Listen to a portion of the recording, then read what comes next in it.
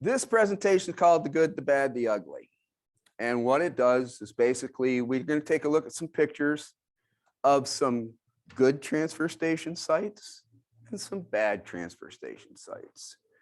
So with that, it's going to, again, the one thing we can't, that I understand, and I hope a lot of other solid waste people in regulatory works like me understand, is not everybody has the money to have some of these nice facilities, but you can do it without having a lot of money. Right, Dave?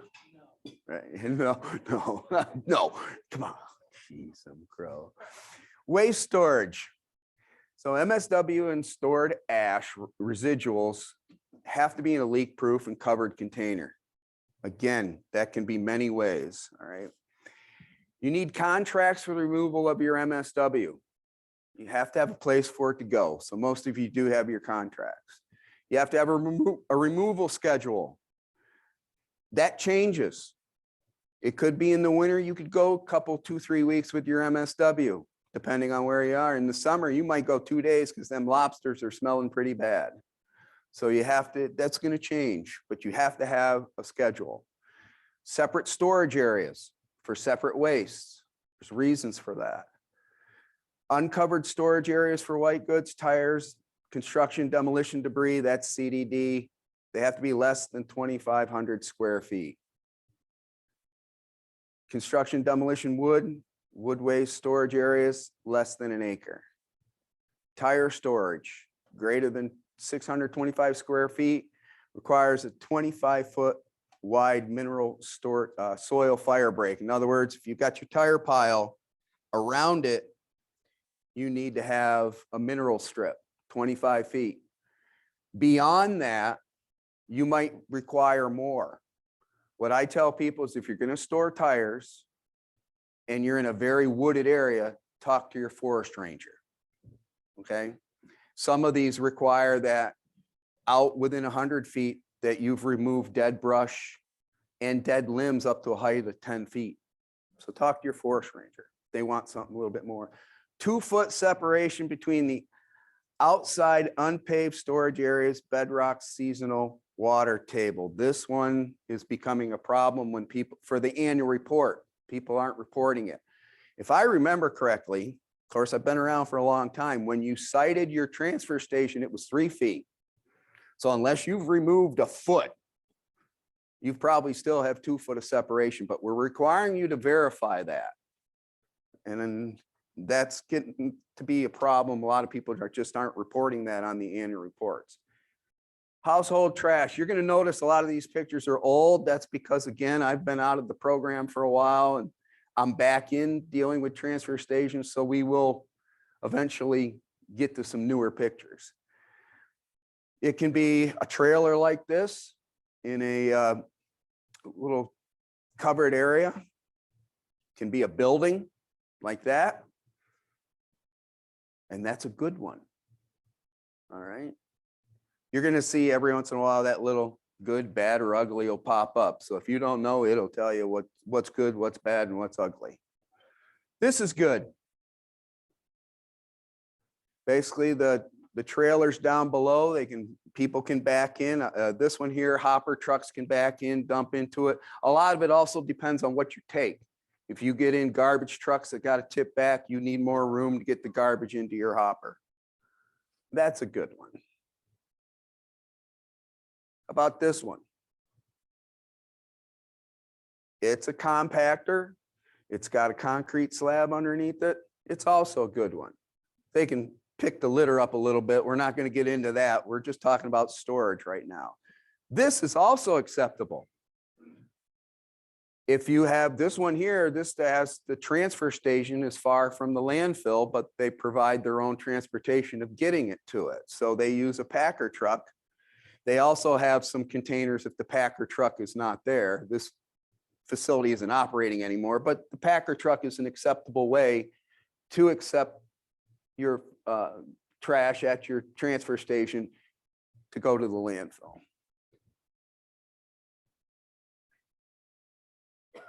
That's good. This is another little transfer station where they take This transfer station takes waste from different towns.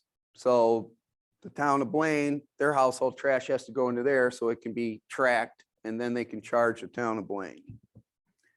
This is good. This is actually where that 53-footer was. It was under this little roofed building here.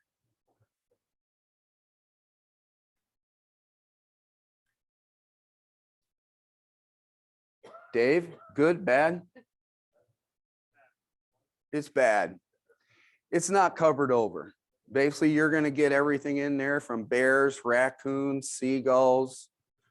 I don't know, it's just, and the other thing is rain's going to go through it. And depending how many holes are in it, is it watertight or is it like your pasta strainer, it's like a pasta strainer. Yeah. You got to get in there and clean them out every once in a while. Get behind those trailers, get behind those compactors. You've got to get in there when they pull. The thing that I tell people is, if you're not open on the day that your hauler's coming to take your compactor, you at least should have somebody there to get that stuff, clean it out from behind there. This is not going to end good. Leachate is coming out of the compactor. That's ugly. So now we've got good, bad, ugly. This is basically the problem in between the compactor and where the trash is going. That seal is gone. You got to talk with whoever's provided it to you. If you're renting one, if you own it, it's your responsibility. If you're renting one, it's their responsibility. Bulky waste, C&D. Again, all kinds of ways to store this stuff. You can put it in a trailer. Signs are nice. We like signs. I remember this was in the county I was doing this, Dave. I remember I put this up and the guy said, yeah, well, every time we make a sign, I see it going by on a 77 Chevy pickup. They were getting stolen and somebody was using them for body work. It happens. Tires, wood, metal. Again, that's a nice way. They come in on top, drop down. That's a good one. This is going to be good. That's good. They got a cover on it, keep it from getting wet. I tell people, I said, this was made by a high school shop. Their little high school shop made this for the transfer station. That's okay because it's covered. This is okay, a little place where they store their shingles. Bunkers, separate everything out, concrete on the bottom. Nice thing about that is when you get in there, you got something you can clean up really well. Problem with storing demo on the ground is then you got to clean the ground when you get rid of it. That's good. Dave, that look familiar? No? That's good. All right, this is just another big pile. When they start getting this big, we start asking, how long's it been here? When are you going to get rid of it? It looks good too. I mean, you're looking at it from here, oh, that looks good. It'll get ugly in a minute. This is not good.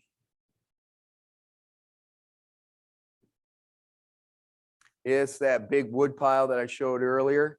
On the front side looked real nice. Go around the back side and it starts to look pretty bad. That's just supposed to be construction demolition debris. There was some food waste. There was other stuff in there. This was not good. This ended up being more like disposal. This was behind the facility. Yeah, you had to kind of take a little walking trip to find this pile of shingles, but I found it. Yeah. That's just not right. I don't know how else to put it. You've got to clean your area up after you remove your stuff. Otherwise, it becomes disposal and it's ugly.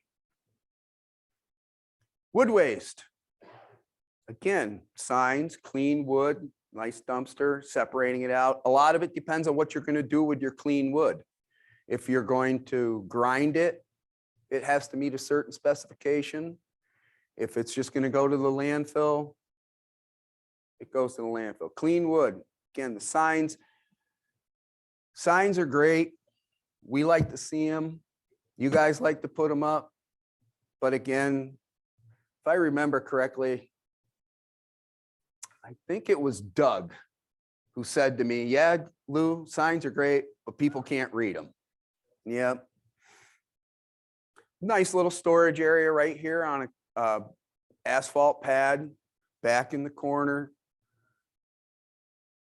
The reason it's bad is because if you look at the sign that's kind of crooked, it says brush only, and that's not brush. So brush pile, they burn that so that they get it away from everything.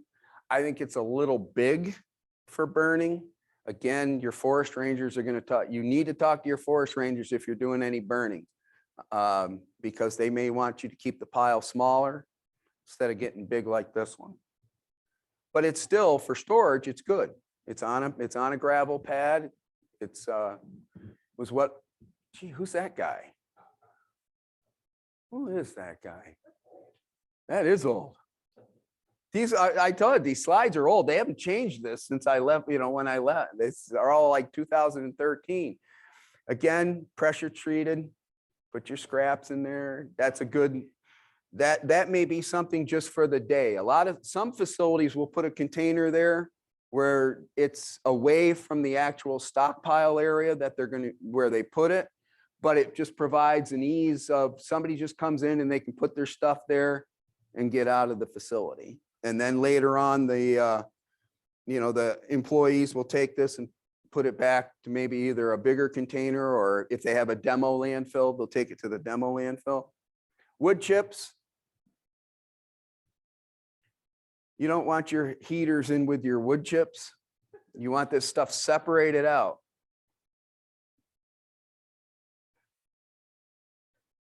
Jim, you used to combine the wood chips and the heaters together, right, Jim? Yeah, I know. You don't chip anymore. Yeah, I know. Chipping, yeah, I know. A lot of people I've heard that they're not chipping anymore. So open burning. How many people here do open burning? Some of you still do. Yeah. You must be in the real rural areas. Okay. Yeah. You have to have personnel present during a burn.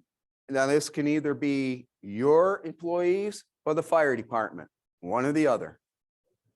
Okay, but somebody's got to be there. You also have to have a burn permit. Just because you're a transfer station, you have a burn permit from us, doesn't mean you don't need a burn permit from your forest ranger. No treated wood, no demo other than painted wood. Watch out for the painted wood though. It could be lead-based paint. If it comes in and it's wrapped in plastic, painted wood, it probably came from a lead abatement job. Put it in the demo hopper or put it in with your MSW. Don't burn it, especially with the plastic on it. No tires, no paper, no cardboard, asphalt, none of that stuff. Got to be on a 2-foot pad or concrete, no larger than 625 square feet. You got to have the fire break. And again, you may need more. Depends on your forest ranger. Talk to them. And your forest ranger could give you 2 types of burn permits. They give you one where it's good for a year and you just got to call in, tell them you're burning, or maybe they want to look at your pile and give you a permit every time. Remove the ash once it's accumulated to 6 inches of depth. And again, it's got to go into a leak-proof container. Now, if I come out there, actually, I think I've got a picture of one. So this facility had 2 separate burn areas. They had one where they burned, and then they would let the ash cool, and then they had another one where they would accumulate. So they kept the things separate. And there they are right there. And that's good. We like good. And of course, they kept a little thing over there so that the attendant can see, oh, that's pressure treat. Got to put it over here. And then that would go, they had a C&D hopper that was back a little bit further. They would put that in the C&D hopper at the end of the day. and that's good. This gets bad. Reason being, there's no fire break, okay? And this gets bad. You got to clean up around these things. But the good thing about it is at least you could see the stuff was being taken out of the burn area. Nails, again, I mean, you can burn clean wood with nails in it, but it'll cause you a problem later down the road.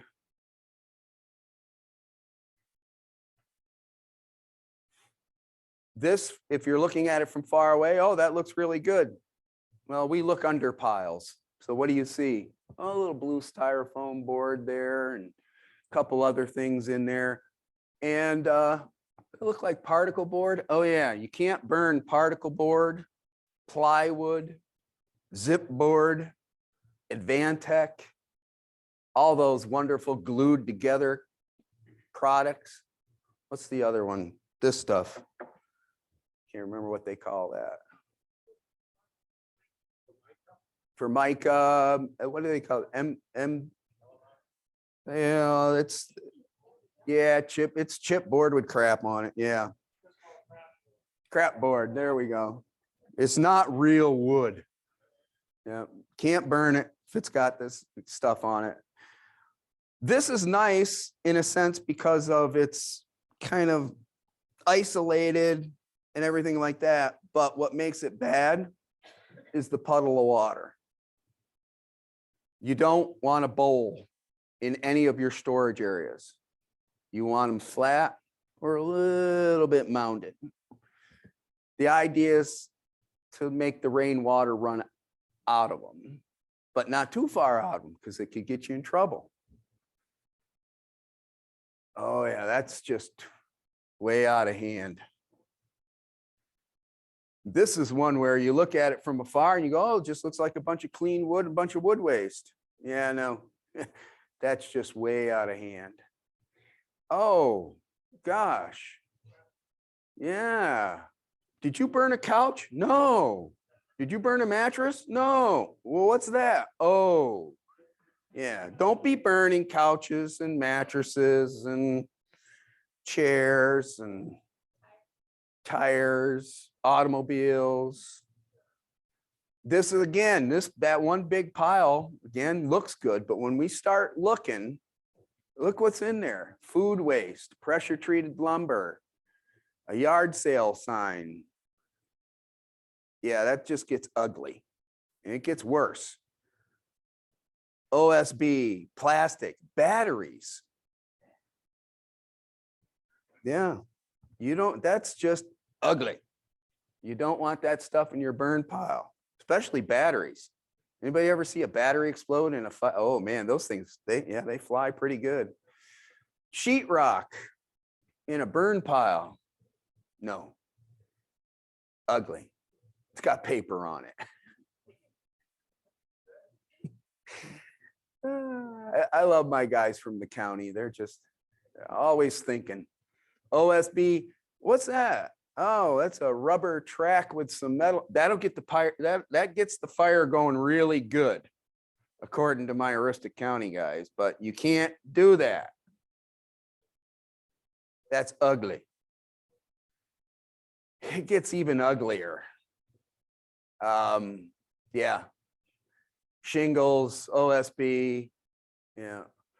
And this was a facility that would be open during the week to basically with no attendant. People would just drive stuff in there and then the attendant would show up on Saturday with a torch, burn it all. That's ugly. Ash storage. It's not covered, so now you remember, you got to put it in something. I don't care if it's a 55-gallon barrel. I don't care if it's one of these, or, if you have a landfill, the ash goes right into your landfill. Okay, but needs a cover. Again, this is taking household ash from wood stoves. A lot of people don't have a garden to put their wood stove ash into or whatever. So this facility provides a place for them to put dump it in there. And the reason they do that is they want to make sure it's cool. Okay, the ash needs to be cool. You don't want your hot ash starting a fire at your landfill, right, Mark? Right. That's good for daily. That's what we don't like to see, Dave. That should be moved out long before it gets to an ash mountain, okay? That's even worse. That one you can just tell has been there for a long time. Once they start growing greenery on them, trees start growing up, it's long overdue. And that becomes an ugly.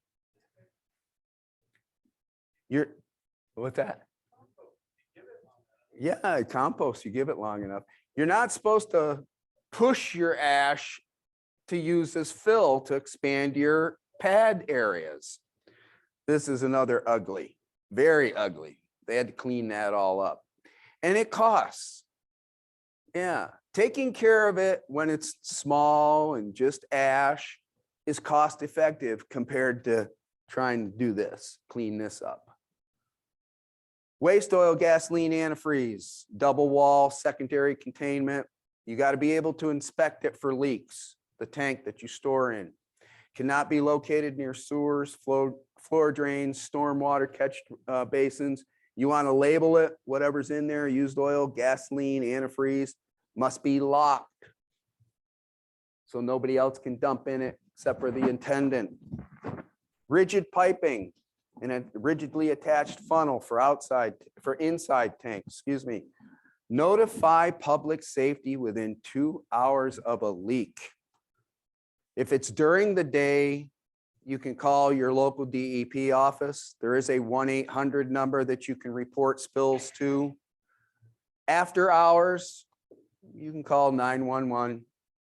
There's always a responder on duty, but most of you aren't going to be working late into the evening, or if it's a Saturday, of course, you're not going to, the DEP office isn't going to be open, but there will be a responder on call, but call them in.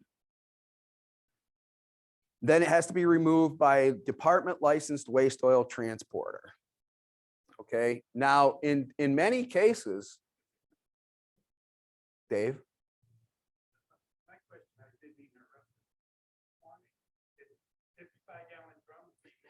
And I believe with the waste oil rules, you don't need a permit to haul 55 gallons or less. So what I tell people is if you're doing it in a 55-gallon drum and it's getting close to being full and it's going to Public Works, get it out of there. Or if it's going to a garage down the road, they burn waste oil. That 55 and under, they don't have to have that waste oil transporter's permit. Okay. Anything above that, you're dealing with that. So either keep it small or get somebody with a permit. But it can go, it doesn't have to go to Clean Harbors. If you've got a garage where they're using waste oil, they've got a waste oil burner, you can do whatever works for you. I know some of them get rid of farms. A lot of big farms now are getting waste oil burners and stuff like that. That's fine. We just want to know where it goes and that it's going. Yep. This is nice. This is inside. I think that was like 1,000-gallon tank. I think that was a big tank. And then it's got a steel containment around it. You got to be able to look around your tanks, make sure see if there's any leaks. So this is a good one. That's a good one. That's good. That's inside. It's got a rigidly attached funnel. They can lock it. This is okay. Okay, so like if you've got a waste oil tank where your attendant's going to dump it into, but somebody comes in with just a gallon or something like that, you can have them put it in a tote like that, and then later on you can put it in there. That's okay. Good for temporary storage, empty at the end of the day. What's wrong with this? You can't look around it. And matter of fact, this is an unlicensed underground tank. It's half buried. It's now an underground tank. it's not permitted, they get in a lot of trouble. But that's bad. This is just ugly. You can't do that. Scrap metal storage. You can go with a container, you put it on the ground, you do all kinds of things. Again, signs, we like signs. I like the see attendant prior to. I think almost every sign should have see attendant prior to. They want to look for the Twinkie load, you know, where you got all that wood waste on the inside, but underneath is the tire, the gallon of waste oil they don't know where to take, the dead skunk that they cleaned up that morning and they want to take to you.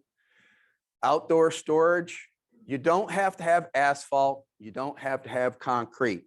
But if you have a dirt storage area, it has to meet a certain specification. It's in our rules. Again, you got to have 2 foot of separation and you have to verify that you have that separation. That's good. Metal only. That's a good big pile of metal. That one, they've got the concrete walls around it and dirt. It's good, but again, you're going to have an awful lot of stuff in the dirt after you've cleaned it up. You've got to clean that stuff out of there periodically. That's probably going to end up going to the landfill, but it's what you've got to do. And again, if you remove 6 inches of dirt to get that 6 inches of stuff out of there, put 6 inches back, because if you've already verified your 2 feet, you take that 6 inches out, you want to put 6 inches back. So trailers, they're always good. That's better. A lot of people have a contract with AIM. AIM gives them a trailer, picks it up. That's good. It's just easier. This is okay. These refrigerators are probably sitting here because they're going to be, the Freon's going to be removed. You want to keep them separate. You can have an area where the ones that have had the Freon removed, you put them over here, but the ones that need to have the Freon removed, you can put them closer to your facility. Again, it's on a pad. This is nice. Boy, it seems to say that there's a facility. I keep saying that, Dave, this looks familiar to you? That says burn area, clean wood only, refrigerator area. Yeah, the burn area is over here. And the refrigerator, they don't combine the two. They don't burn refrigerators. Right, Dave? Really good. It looks good from way back, but then you get close to it and you start to go, what is going, a fish tank, a plastic, I think was a basketball, but it's just, this is what happens usually on the back side of the metal pile. You know, if you ever see anybody going to the back side of your metal pile, that's when you kind of maybe want to go and peek around and see what they're doing, because they might be putting something there that's not supposed to be there. This one allows the attendant to do a little bit of picking to see what he might want to take home, like those bicycles and stuff like, yeah. It's bad because it's just overflowing. This is really bad. It's just hard to distinguish what the heck is going on here. Again, the pad's got grass growing on it. It's not a really good pad, so it becomes an ugly. Yeah. Look, it's not so much the metals, but look at the dirt that's in the berms around it. See the stuff? Those ended up having to go to that whole berm ended up having to go to, because they just took and pushed them up, all that metal and dirt up over the years. And that ended up all having to go to the landfill. That's an uglier. Scrap tires. That's okay. That's okay. That starts to get bad. There's no fire strip around it. It's up against the woods. Those tires catch on fire. Those woods are going to catch on fire. That's not good. That's definitely not good. Oh, an even uglier one. Let's just put the tires right in the first. Inert materials. Inert materials are brick, concrete, porcelain, dirt, rocks, cured concrete. Toilets can be inert material as long as you take all the, the stuff. Yeah, the valves and the plastic seat and all that stuff off of them.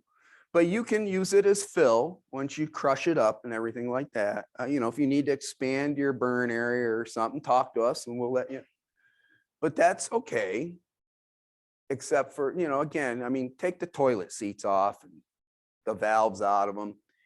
Now, I'm going to be coming back to this one. Looks good because of the concrete, the storage area looks good. And that's why I say storage area is good. But in a minute, I'm going to come back to why that looks ugly. Don't mix your brush in with your concrete and stuff. Just creates a problem. Now, that pile I showed you where the storage area looked good had this. Anybody know what that is? That's asbestos. Yep. Or what a lot of people said, oh no, that's slate. No, that's not stone. Slate is stone.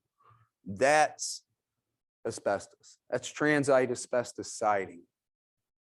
Very costly. And that was in that one where the storage area looked good. That I think was 2013, close to $3,000 to get. I got to show you it. There it is right there. See, there's not a whole lot there, but it was still almost $3,000 to have an abatement company come in and clean it all up. Okay. So that's one of those ones, just don't do that. Know what you're looking at. Yes, Beth.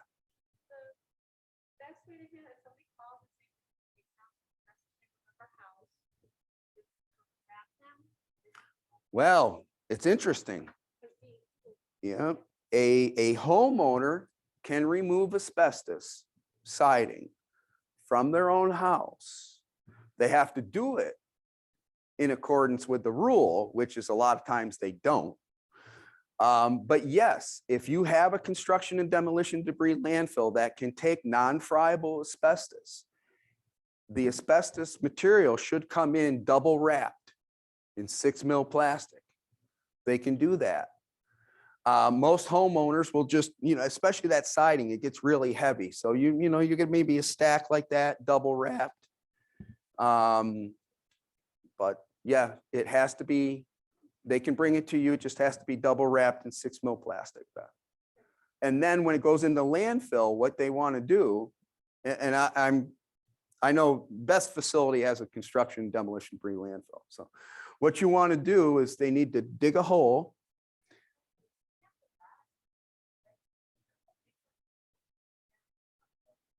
No, you might not. I'm just saying that. Okay, I'm explaining something for a demolition landfill. Okay, for if you do take this. Okay, you got to be licensed for one. Yes. Okay. So, calm down. Calm down. Okay. So if it's going into a landfill now, all right, it can go into a construction demo landfill if it is permitted. All right. You want the landfill operator to dig a hole. You want them to place the material in the hole the best as possible because you don't want them to destroy that plastic wrap. Then it needs to be covered over, but you also want to, if you have a GPS, but if you stand on there, you want to know the location of where you buried it. Because if you ever have to go back and re-dig in your landfill, you don't want to be digging up this asbestos. Okay. So first, it's got to be, your landfill has to be permitted to take it. And a regular construction demolition debris landfill can take non-friable asbestos. Okay. If you're permitted. What are we doing here? Leachate litter control. Minimize your generation of leachate through washdown, dry cleanup. On-site disposal leachate is prohibited without a DEP approval. Now, we do have some landfills in the state of Maine that do spray irrigation of their leachate. It's permitted. You got to have a big area to do it. Okay. Periodic cleanup of litter along the roads, the transfer station within the facility. You got to get out and pick the stuff up. Springtime, coming out of winter, which is what, August in the county, right, Dave? Yeah.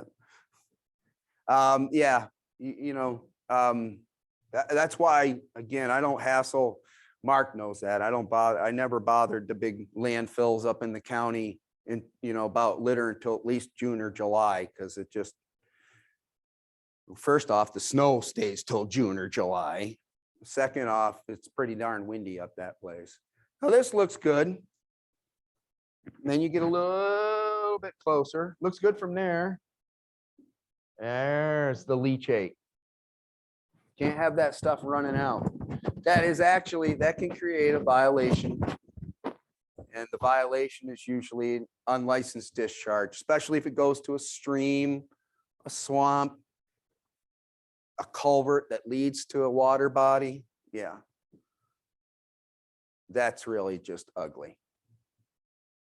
Okay. You got a problem with your unit. You got to fix it. Same, that's ash. The ash can also create leachate. You got to make sure that stays where it's supposed to go. And there it went right out of there and just keeps going. And on the back side of that's a wetland. So, and that's exactly where it was flowing. This is a compost pile, but it's turned into a compost pond. You don't want your compost pile doing that, being a pond, because it leads to that.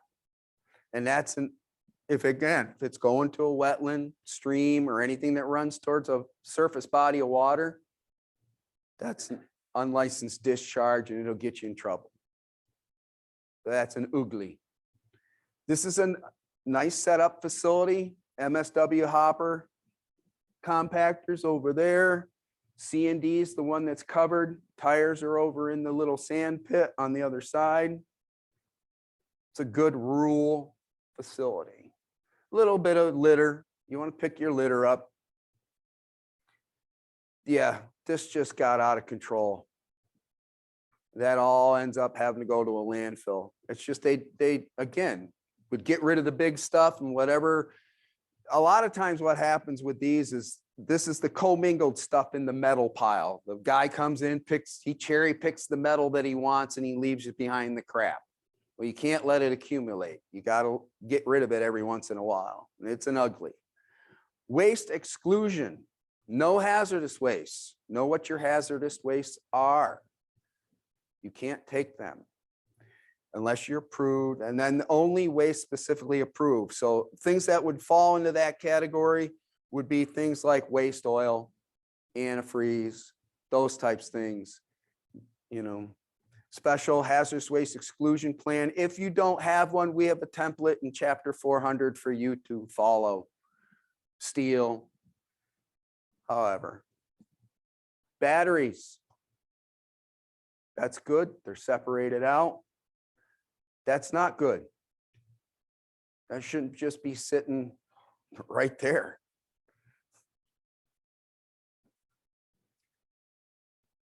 Waste oil piled up.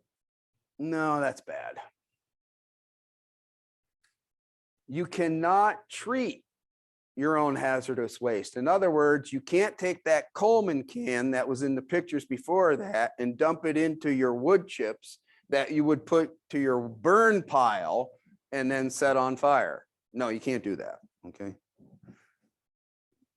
That was a fine. Universal waste storage. Again, all kinds of ways to do this stuff. Buildings, little signs. There's another building. It's okay to put the TVs outside during the day. Before you go home, get them inside. So that's good. because they're off to the side, they're out of the way. This is another thing they had set up there where people could put their universal waste in that box and then it was taken inside. I have mine under a cover on the side. Is that acceptable?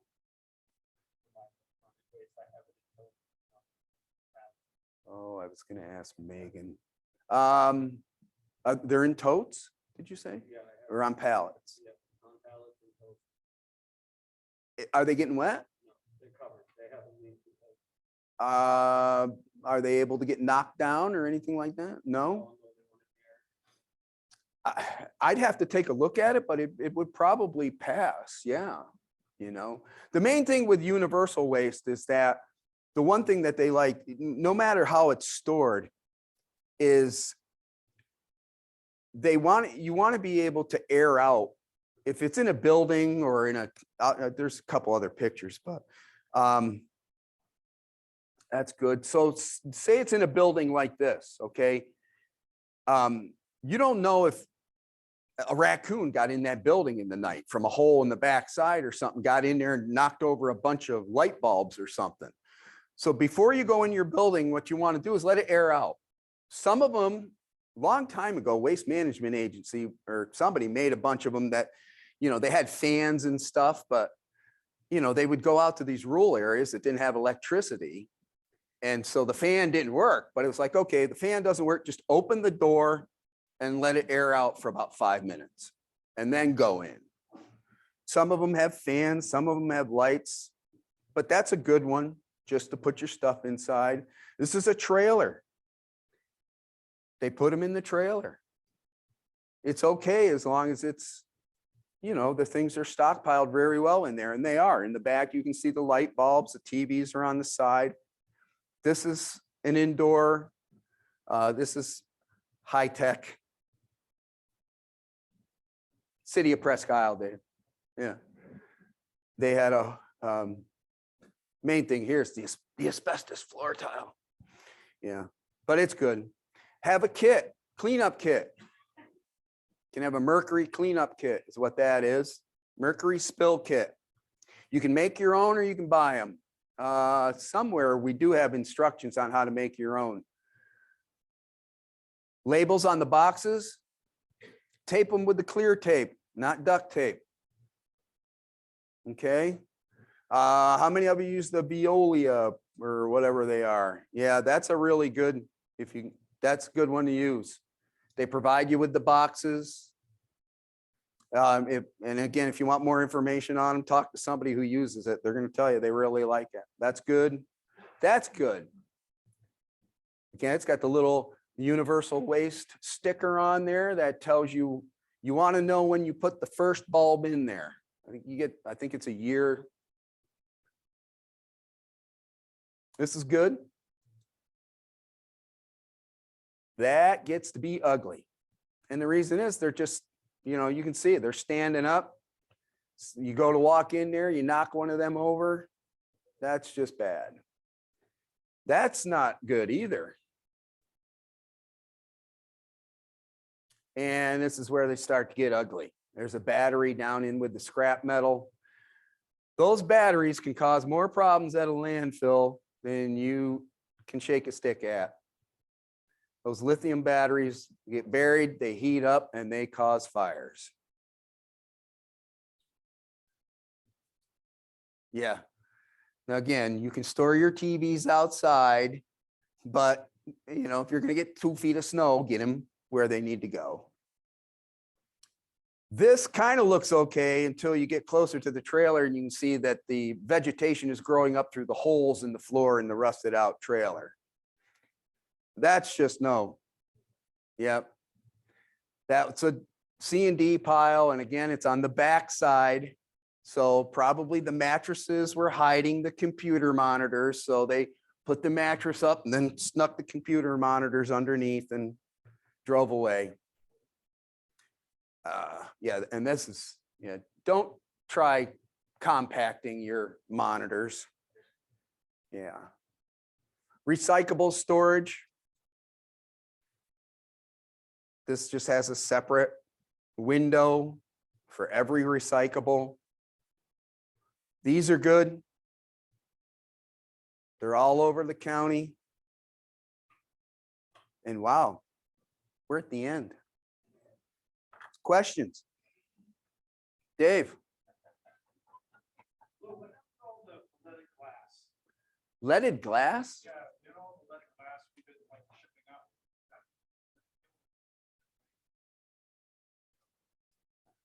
No. I have, you know, for most of you, I know, again, I'm saying I got 28 years. I've been out of the transfer station part of the DEP for almost over 5 years. So I just got back in January into the transfer station part. So I'm trying to get, and there's a lot of new people. Yeah.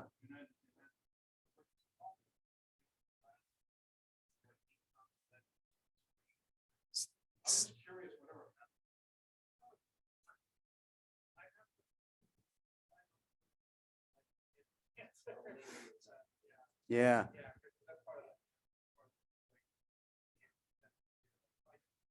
Yeah. It's recycled.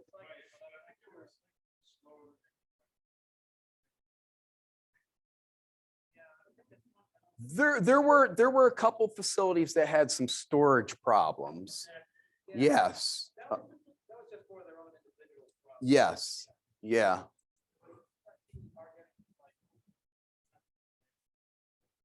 Yeah.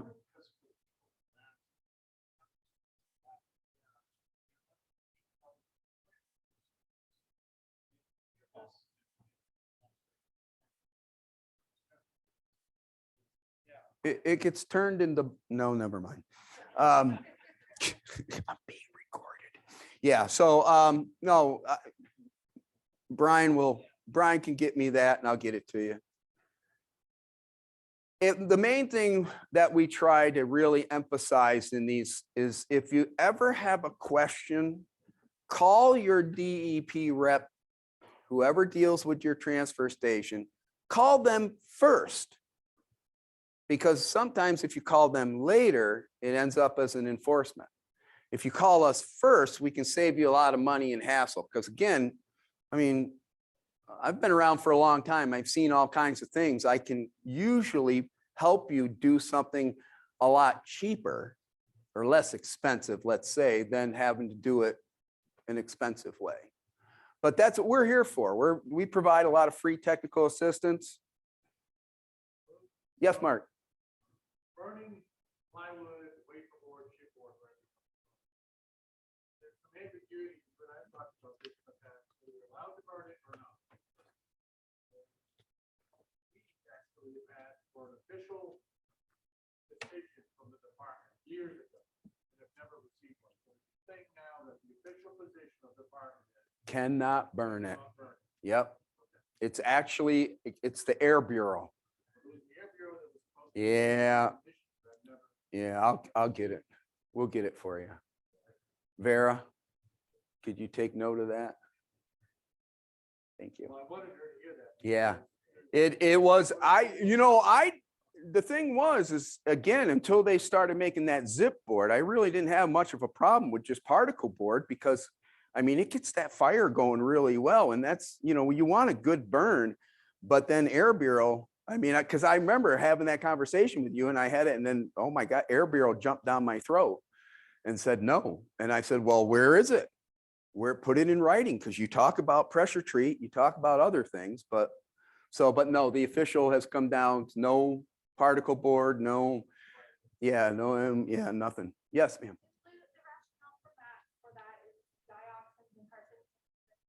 In the glues, especially these new glues now, like the Advantech, I mean, they're proprietary on what goes in there. But again, I mean, I don't know if I've toured the Huber plant and they literally have a piece of that Advantech in a jar of water that's been there for gosh knows how many years. And then they have another, and it does not absorb. So it's got some nasties in it.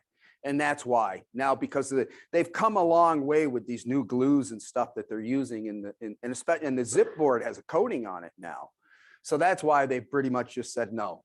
The old OSB, the real old stuff, I mean, that probably was nowhere near as bad as what they're producing today, because they're all trying to get it so that it's waterproof, won't swell, you know, and all that stuff. They're all trying to mirror what JM Huber has done with the Advantech. So these things are now getting worse and worse. So it's better off just right in the demo, put it right in with your demo. If you see it in your wood pile, pull it out, you know. Questions? Yes. Melissa.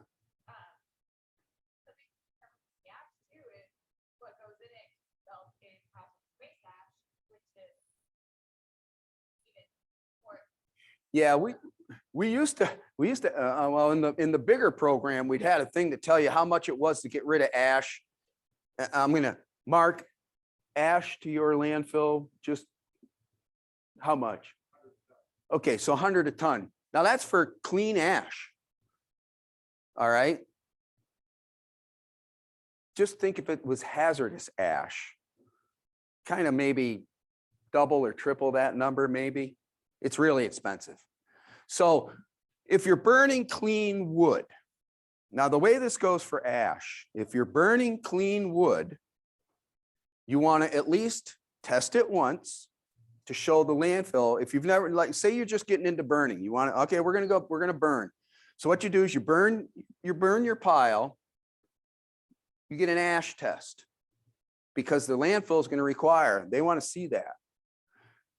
Now, if you're just burning brush and they see that and that's all you're going to burn, they're going to say, okay, you don't need to test it again unless you change what you're burning, because you've showed us your ash is not hazardous. But if you start throwing wood in there, painted wood, whatever, you're going to be testing every time that goes to the landfill. So be careful what you burn. There's a lot of lead-based paint in the state of Maine, a lot of it. And that stuff should not be in your burn pile. But again, you can burn painted wood. And I have seen where a lot of lead-based paint got burnt and the ash still came back non-hazardous, but that had an awful lot of other stuff, because the way they do the test, it's a composite test. They basically just do grab samples, put it in a 5-gallon pail, mix it up. So a lot of times there's a kind of a dilution factor in there from brush to a little bit of lead paint. But my suggestions are just keep the things like painted wood, OSB, Advantech, keep it out of your burn area if you're going to burn. It'll keep you from having problems. And again, you know, the biggest problem with the burn areas is not so much what you're burning, is if you're burning and you create a nuisance, your burn pile could get shut down. So, you know, that's the other thing too. You want to talk with your forest rangers. You got to be conscious of your neighbors and stuff like that. So rural facilities don't have that much of a problem. I know there's not a lot of burning down in southern Maine, in the congested areas, but in a lot of the rural areas, they're still burning because they can. Just be smart when you do it. That's all. I got time for one more, Ross. One more.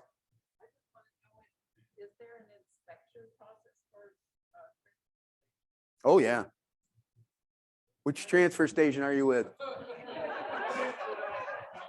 Mark is going to tell you, don't ever ask that question. Winterport. Karen? Yeah. How often does the inspection? It's usually once a year. Now, again, can I turn this off? Am I done with the presentation?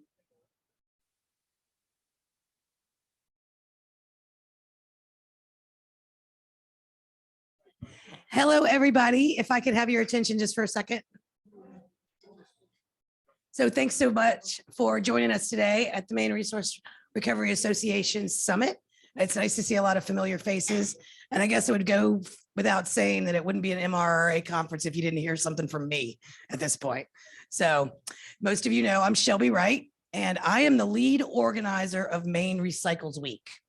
And Maine Recycles Week was started back in the 90s as a week-long celebration of waste reduction and promotion of recycled content products across the state. It went defunct in about 2010. And last year, thanks to an effort from a lot of folks in this room, we've revived it. And we had our first ever Maine Recycles Week in 2021. And this year it's back again. And I wanted just to make everybody aware that from November 14th to 18th of this year will be Maine Recycles Week. And it's a week-long celebration to promote what we are all doing in our communities to support waste reduction and recycling. It's very much a group effort with several different sponsors. And actually, if you helped with Maine Recycles Week last year, could you stand up? Everybody in the room, sponsors? Come on, stand up, Hank. Come on, where's Mike at the MRC? Stand up. I'm calling you people out. It's important to see. So we had lots of sponsors. Eco Maine, don't be shy. You guys were there too. So we have lots of different sponsors that help us throughout the year to promote our programs. But really what it is it's a community effort. And so I would invite all of you to go to mainerecycles.org and check out some of our toolkits and some of our other resources, and plan to have something in your communities, at your transfer stations and with your towns and in your schools this year for Maine Recycles Week. Invite your legislators down to tour your facilities, have something in the school with the kids, promote a contest or do a tour. And that's November the 14th through 18th of 2022. And I look forward to hearing about all the great things that you're going to do this year to promote recycling. So thank you very much. Enjoy the rest of your lunch. Right. Hi, everybody. Can you hear me okay? I'm not a microphone person, so I apologize. Hopefully I won't put you to sleep this afternoon. I know it was a pretty good lunch. So my name is Amanda Wade. I am an engineer with TRC. I'm senior environmental engineer, and my focus really is solid waste. I've got about 21 years experience with solid waste management in Maine. So we're going to talk a little bit today about one of the biggest concerns that seems to be coming up right now, which is PFAS in landfill management. Talk a little bit about leachate, some liquids, and some gases. So the objective really is to talk about the potential effect of PFAS on your solid waste operations. We haven't heard a lot about it yet. We've focused in Maine really more on the biosolids side of things, but it is likely coming. That biosolids that can't be spread anymore. Right now, our other option is landfilling. So that's going to become an issue for everybody to deal with. Talk a little bit about present and potential future management techniques. You know, always every new issue that comes up also has new opportunities, right? So we're now faced with the time to really start making those decisions on what we can do and how we can grow our industry. So we're going to talk about wastes as sources of PFAS, what those might be. As you know, solid waste, most of you deal with solid waste on a daily basis. You're not manufacturing anything. You are dealing with the residues and the remnants of manufacturing as it comes to you. So we're going to talk about some of those sources. We're going to talk about the precursors that exist versus what we are seeing currently in the regulated compounds. And then we're going to talk a little bit about what you might be able to do in your landfill to deal with that. So the things that you'll want to look at your landfill is, you know, what is your waste history? What kind of waste have you taken in the past? We know that this has been manufactured for a long time, and you've been taking waste for a long time. And so as we're moving forward and looking at those eliminations of production, we're still going to be dealing with it coming at us even after that's no longer produced. Look at your regulatory impacts, like what are the rules that you have in place now and what is coming? Those are the things you're really going to want to keep up with, because as you heard today from Suzanne Miller when she talked, it is ever changing. As we learn more rules come out. And then think about whether early action will be beneficial to you or detrimental to you. As we all know in regulated industries, the more you know, sometimes that's dangerous. However, the more you know can set you up for a good place to help solve the problem in the future as well. And then look at your potential receptors. This is not unusual for any landfill. You're always looking at your groundwater monitoring. You're always looking at people who might live down gradient of you. So it's very similar, but you're also going to look at your leachate treatment, Right now, our POTWs are accepting our leachate. Is that going to be the case in the future? We now know that they're testing their effluent. So are they going to have a concentration we need to meet as it comes in? And then we're actually going to look at landfill gas, which is something that hasn't really been talked about yet, but it's there as well. So as most of you know, PFAS comes from commercial products. That's how it ends up in our waste. These are usually our grease-resistant food packaging, our Gore-Tex, our Teflon. So we've had it in our realm for a long time. It's in our stain-resistant carpeting. So those of us with CDD landfills, it's there as well. Manufacturing sources, like I said, textiles, leather, paper products, metal plating. It's in our industrial surfactants, resins, and molds. We haven't had a lot of PFAS manufacturing actually here in Maine, which is going to benefit us all, but we are dealing with the products that have already come in. So waste from manufacturing, there's a growing list. We're seeing more and more of it, but biosolids from POTWs, GED sludges from industries. And then a big one that has been talked about is the AFFF, the firefighting foam that we're looking at as well. So that's something to consider at your landfill when you're thinking about sources or potential sources for PFAS at your landfill. Did you ever have a fire at the landfill that needed to be addressed in that manner? Or did you ever accept a building that they used AFFF when they were putting the fire out? So those are some of the things just to think about as you're thinking about potential sources you might have. And then in some instances, there are facilities that have used foam for daily cover. Not aware of many of you in Maine that have done it, but it is an option as well. So compounds have evolved throughout time in all industries. And I'm going to give you an example here with the firefighting foam, because there have been multiple generations of the product. So the first one was manufactured from 1960 to about 2002. And you'll see there's an overlap in these legacies, and it really depends on where in the country they were manufactured. But this was 80% PFAS based. It was 20% telomere based, and it was sold right up until 2002. So the inventory is in place in many locations. So if you have a building where they preloaded firefighting foam back in the late 90s, likely has PFAS in it. If you didn't have a fire, it's still there for use, but it also means you have PFAS source within your building. Second generation was manufactured from the 70s to 2016 and was telomere based, but still had those long chain PFAS compounds in it. Again, those were manufactured and sold right up until 2016. That one breaks down to PFOA.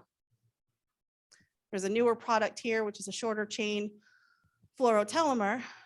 But again, we also know that those contain PFAS, PFOA as well. So while we're trying to come up with new products to replace these products, it is also possible that the daughter products during breakdown can turn back into PFAS and PFOA. So we know that there are about 12,000 PFAS compounds in circulation. That is a lot. We also know that we only have the analytical methods to test for about 75. So the ones we're looking for right now are a drop in the bucket compared to what is in the environment. So it leaves a lot of dark compounds, and a lot of these dark compounds are precursors that can break down to PFAS. So not expecting you to look this over, but you can certainly see how the longer chains are broken down over time into these smaller chains. Talk a little bit about things to remember. It is present in the simple bond, that carbon fluorine bond that's difficult to break. It is present in all precursors, and it doesn't degrade. That's why it is so difficult to get rid of. That's why we call it the forever chemical. And in leachate, we have those dark compounds that I referenced before that may show up later. And this is because leachate is anaerobic. Most of us, our goal of operating our landfill is to make it anaerobic, make sure we don't have oxygen intrusion, want to keep it in that state so things continue to break down. Wastewater treatment plants, however, are aerobic. So the precursors break down to the daughter products in an aerobic environment. So your leachate may be fine when you test it because it's in an anaerobic environment. And when it's sent to the treatment facility and it is oxidized, those PFAS compounds may show up. So just again, things to keep in mind as you're seeing these regulations come out about testing and what we're going to do here. But there are ways to test for the presence of precursors. And so it may make sense for some of you if you are doing those initial testing of your leachate, which is required right now to kind of get an understanding. maybe do, an assay and try to see if you have some of those precursors, see if they may impact you in the future. So there's a couple, there's the total oxidizable precursor assay and a total organic fluorine analysis. Basically, they're oxidizing it to try to break it down into those daughter products. And here you can see that there was a sludge sample that was, this is an actual example. The sludge was tested in its pre-oxidized form. And you can see that we've got 2.3 nanograms per liter, for example, of PFBA in the pre-oxidized form. Once it was broken down and oxidized, we had 270. So there are 268 of those dark compounds that existed within that product, and 100 times personally, on that. So again, it's just things to be aware of that may be coming down the pike at us. So as I said, those dark compounds didn't show up in the earlier. And this just kind of shows you for the total organic fluorine assessment, they actually apply heat in an oxygen-rich environment, it just oxidizes it. Again, not a lot to go through there. So the current regulatory landscape is ever changing. As you've seen, we had new laws passed within, they were signed last month here in Maine. EPA is proposing to designate PFOA and PFAS as CERCLA hazardous substances. That could change the game for a lot of us. As most of you know, we don't have a haz waste landfill in the state of Maine. So a hazardous substance, when it's disposed of, becomes a hazardous waste. So that's, again, these are just things to be aware of, things that are out there and could be changing for us. Regulatory standards are lacking, low, and or evolving, right? We're learning, all of us are learning. So we don't know at this point what our standards might be tomorrow. But there is an interim drinking water standard here in Maine. It is in the part per trillion range, or that nanogram per liter. And it is a cumulative value. So it is an addition, it is the addition of the PFAS, PFOA, all of them, and it is 20. So it is a part per trillion. Is it not advancing?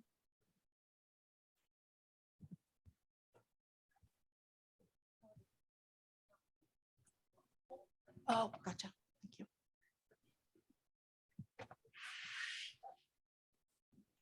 Okay. So we do have some remedial action guidelines proposed for soil, but there is no number for leachate, for example. We are just now getting a baseline, but we don't have a standard. Obviously, it's not applicable, as Suzanne said this morning, to apply a drinking water standard to leachate. So we don't really have a standard. It's likely going to come from an emissions or an effluent number at the treatment facility, then going back into where those are coming from. There is no standard for biosolids or sludge. Initially, there were some numbers spoken about when they were talking about sludge spreading, but since sludge is no longer going to be spread, there is no limit that can exist in it at this point. Uh-oh. All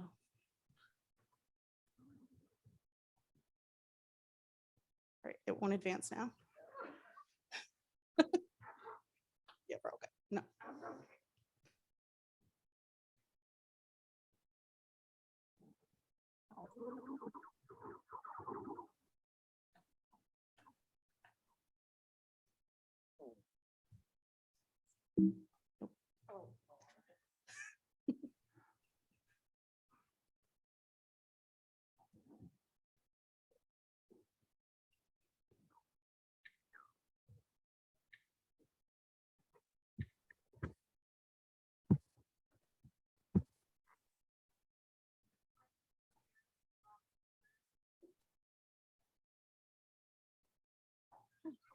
Do that.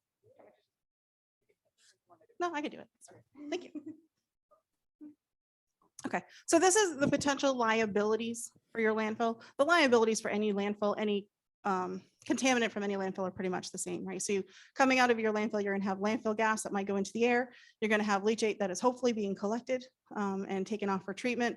However, as you can see here, we have two different landfills shown here. There's an unlined landfill and a lined landfill. All of the unlined landfills, the majority of them in the state of Maine, were closed in the early 90s, but many of these sites have both an unlined landfill adjacent to a lined landfill. A decision was made many years ago that it didn't make sense to take a brand new site and put another landfill on it when we had sites that had landfills on them. So a lot of municipalities decided that this is where our landfill was. We're going to continue to have a landfill here, only now we're going to line it in accordance with the changed regulations. So in that instance, you would have the potential for PFAS or any contaminant to get down into the groundwater directly. The landfill has a liner system with leachate collection, and so that is collected and taken off to the treatment plant. From the treatment plant, however, there is an effluent. And then, as I said before, landfill gas is another thing that is given off. So here you can kind of see all of the down gradient receptors of the things from your landfill.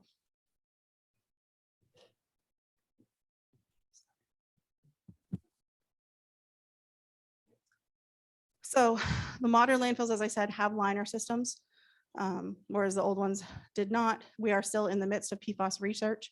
As Suzanne talked about earlier, we're just now starting to get PFAS data from our leachate from our landfills so we can get an understanding of what's there.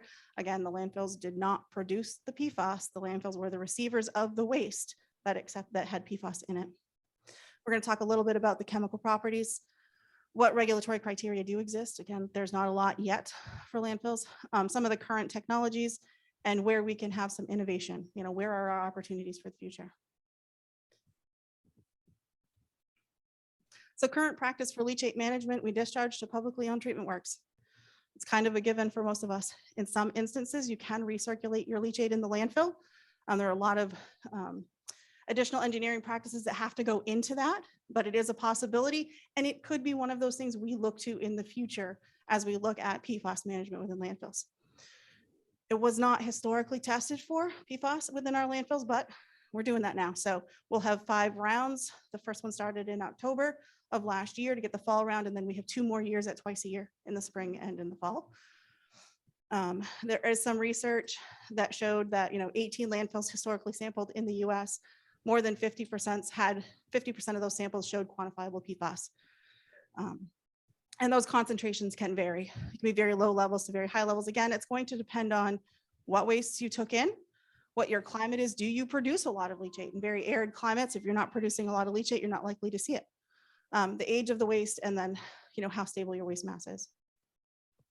So this is, again, just an example of the numerous locations that had their PFAS tested. You can see each of the different compounds, and they really do vary. So you can see the scale on the right goes from 1 to 10,000. So it really does depend on your waste.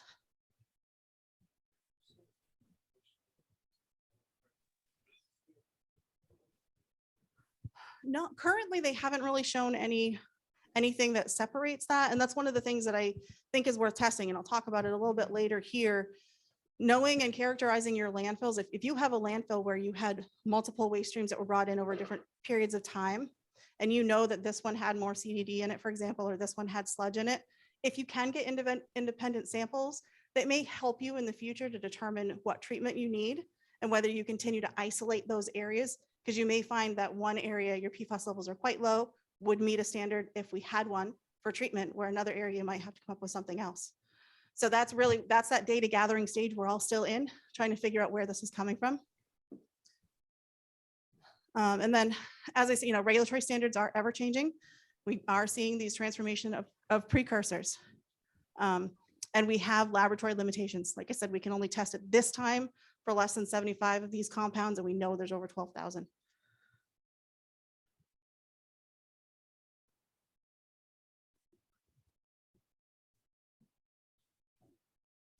PFAS is not completely degraded in POTWs. That is why we saw the new law in Maine that they are now going to be testing effluent from our POTWs. They may have a future liability for PFAS in their effluent and their biosolids. And again, they're not producing it either. They are the recipient of the waste stream and they're responsible for treating it, but they didn't create the PFAS issue. So it's something we just need to continuously remember, that we are responsible for this at individual levels. And unfortunately for treatment facilities, the science is never going to catch up with that.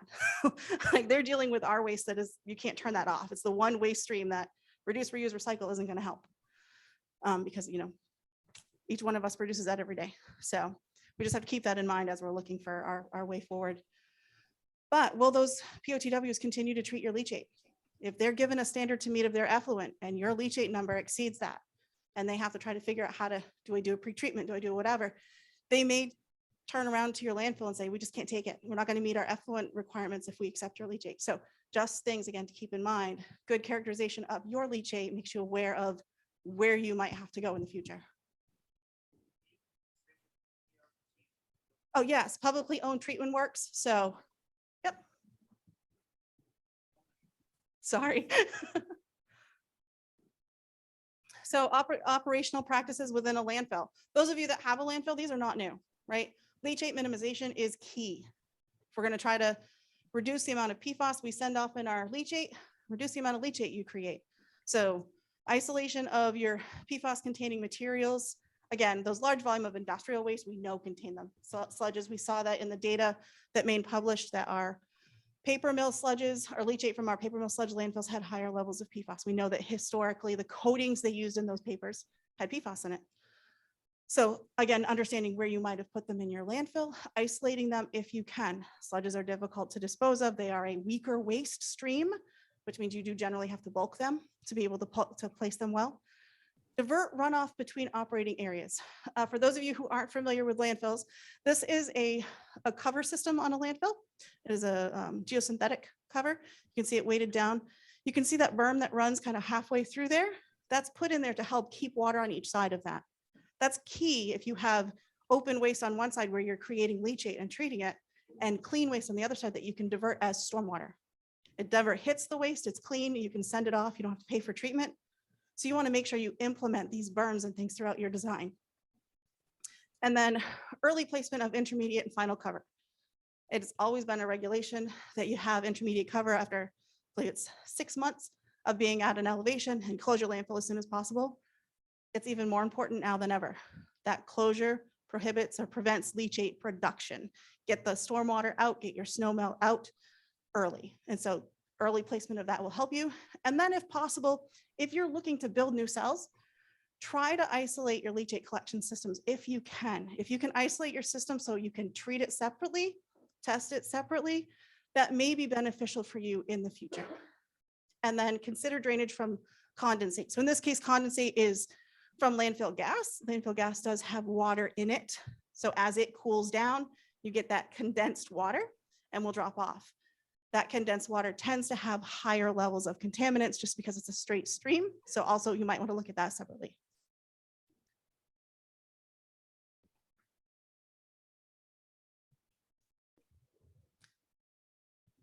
So again, keeping or refining your leachate management approach, consider recirculation of leachate if it's possible. If you can actually put leachate back in there, it does help break down waste. We know that. So it could potentially break the waste down faster. It may help produce less leachate into the future. Pre-treating leachate prior to discharge into, and I switched acronyms on you here, wastewater treatment plant, same thing as publicly owned treatment work. I apologize for that. Activated carbon is a possibility, ion exchange resin, reverse osmosis. These are all things that are being looked at as potentials for removal of PFAS. Understanding though, things like activating carbon and ion exchange also take out other contaminants. So really looking at when you apply one of these is key, because for a landfill leachate, it has contaminants in it. So if you're fighting to remove the PFAS while also trying to remove all of those other things that may not be the best time, it may be to try to get it after it's gone through the treatment facility. So it's really kind of looking at where you put them in, and then you're always going to have, what do we do with the piece that comes out, right? Do we put it back into a landfill? Is there another way we can do it? What do we do with that waste stream from that process? And then leachate evaporation is also a potential, and I think we may start to see more and more of that. So this, if you have a landfill gas facility at your site already, or you have landfill gas to energy, can you use that energy to evaporate some of your leachate so that you're not sending that off to a treatment facility? So I think those types of things we'll start to see more and more of, become more viable as leachate treatment becomes more expensive. Soluble water or pellet? It doesn't break down, that's the problem. Yeah. Yeah, so it doesn't degrade beyond that. Is it heavier than water? So we've got Liz Denley here with me today. She's kind of our PFAS expert as well on the chemistry side. I would assume it is.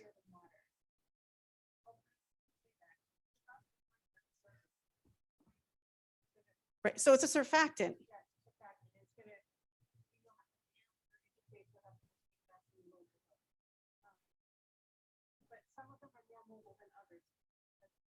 So they don't all behave the same. Shorter chains are more mobile than the longer. So it's not like, they're not like liquid.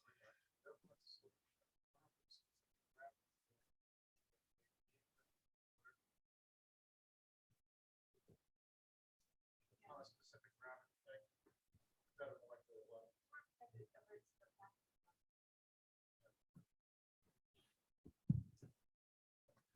So then again, looking at isolation and characterizing from different cells if you can. So here you can see this was a landfill that was tested back in 2013, had 4 different cells. Cell A being the oldest cell, cell D being the youngest cell. And each one of those cells had a different level of PFAS within it. This would be important to know if by the time you got to cell C, for example, you couldn't meet the limits you needed to meet anymore. Again, take into account, this does not show you quantities of leachate. This is strictly a concentration of leachate. But it's just important to really do take a look at, if possible, to take a look at what you're producing at your landfill.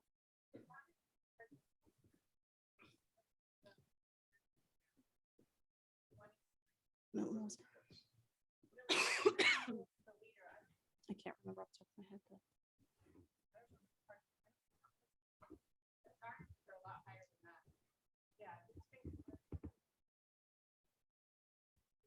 Yeah, I can't remember the conversion.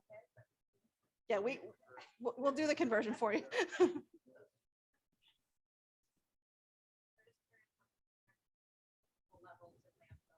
It truly is all over the place. I mean, again, it depends on what materials you accepted.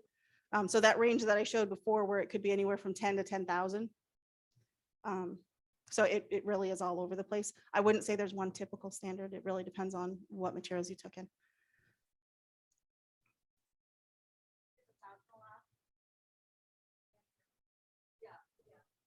Yeah.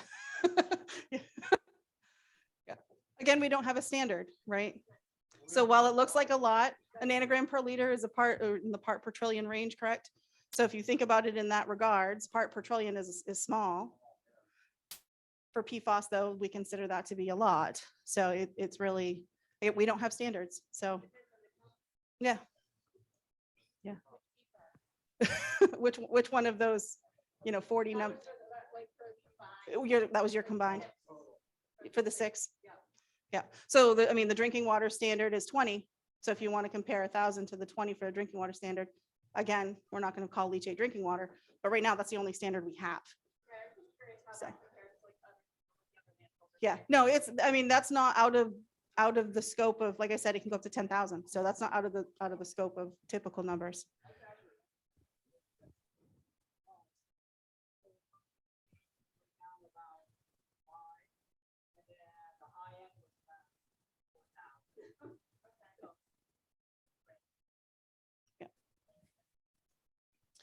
So leachate treatment, is it practical? Currently, and I'm going to give you cost, you probably know better than I do. Current leachate treatment at a POTW, generally in the low cents per gallon, 3 to 4 cents per gallon range. Again, that's going to depend on if you're trucking it or if you have a pipeline or however that might be. When you start adding PFAS treatment into that may go to 35 cents to a gallon to a low dollar per gallon range. Again, is that a big deal? Could be if you're producing 75 million gallons of leachate a year. And that's a typical leachate production value. So that big swing really does, again, put into perspective what I was saying about looking at things like, can we actually do the evaporation process on our site, the things we can do on site to not send it off. Like I said, there are, granulated activated carbon, ion exchange, reverse osmosis, and looking at where in that treatment train do we apply it, right? Do we try to compete with other contaminants? Probably not. That's not going to be the best way to do it. Likely, you're going to try to put that at the end of your treatment train. You get the water as clean as you can by standard methods, then you're going to apply that additional treatment to it because you're not competing with other things. And then what do we do with that spent media, right? Is it something we can put back in the landfill?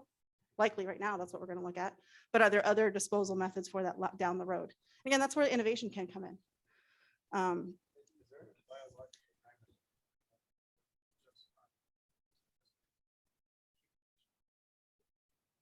Is it biological accumulation, like magnification?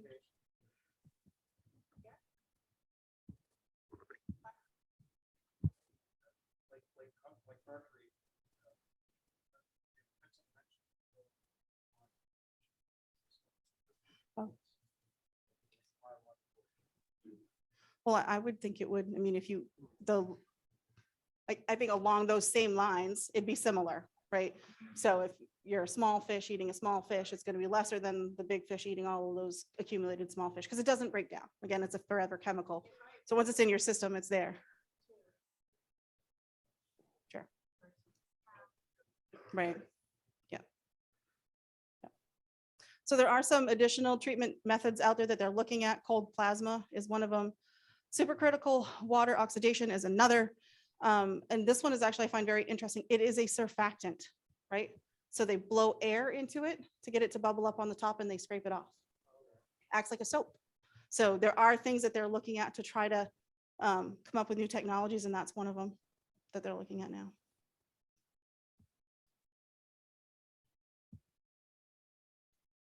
So as I said, here are some examples here.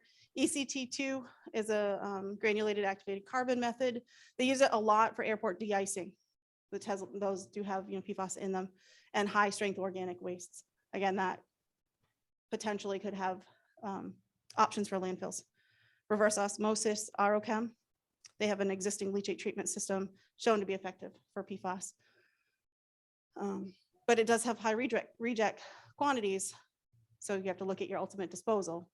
And is it possible for you, if it's on your site, to put it back into your own landfill? And then OPAC system has that surface active foam fractionation. That's what I was talking about, where they literally get it to foam up and they can scrape it off the top. We'll talk a little bit about landfill gas, and I'll try to speed this up. So our current practices, our flares operate at about 1200 degrees Fahrenheit for those of you that collect your gas. That's about 650 degrees Celsius. We also have landfill gas to energy, where you have combustion engines. Our old landfills are just passively venting it into the atmosphere, so there's no real treatment of that at all. But again, our emissions are not tested for PFAS currently, but it's there. So there was some research done in 2011, and you can see here there are a couple of reference sites where you have your background levels, and then you can see around a landfill upwind, quite low on site, a little bit higher, and a lot higher for that second landfill. PFAS in air can be 5 to 30 times higher at landfills versus background. So it is being given off in our landfill gas.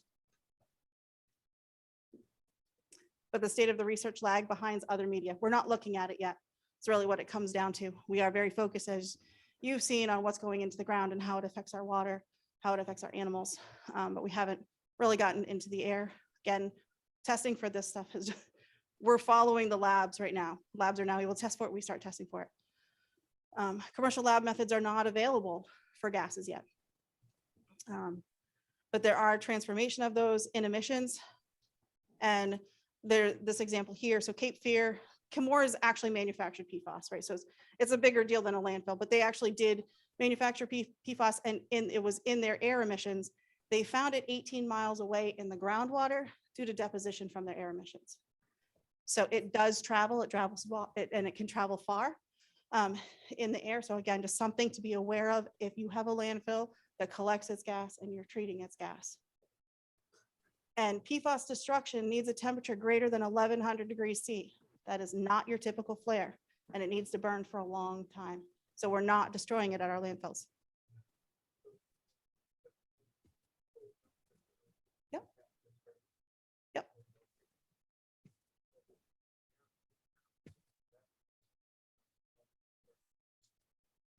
It could be as it travels. As it travels through the air, you could be oxygenating it enough. And like I said before, it's in the condensate. So your gas within your landfill is warm. In Maine, 6 months out of the year or more, the air is cooler. So you're going to start to see that condensing out as it moves through the air. That's where you're going to see it dropping as well.